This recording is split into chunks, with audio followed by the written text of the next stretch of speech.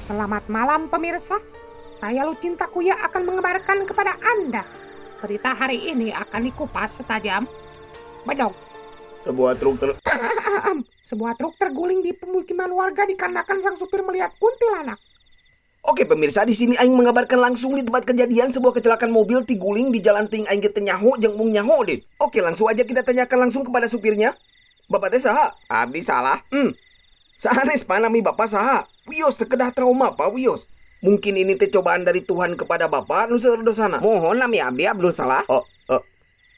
Jadi kumaha kronologi napa make bisa tiguling kitu deh kah? Nya, pertama teh abdi teh ti luhur nyenak mobil ngeng. Pas ke bawah teh saya teh lihat, anjir, naon teh bodas ngalayang. Udah we saya teh tancap gas teh takutnya teh begal gitu kan nya. Pas diilik-iliku saya teh anjing kunti, karena saya mah orang nyarawasannya Pak, refleks ke dipengparkeun ka pinggir, gubrak diguling gitu Pak. Nyalakeun ka aing satis-tis. Titik geus ngewang ke pipi. Cik lepaskeun tangkurak ulah ngalangan. Haling bisi ka kede maneh haling. Yes, sama era ditinggal ku TV tuh. Pan uli teuing di balibit nama ieu. Geus balik tuh, era ditinggal ku batur.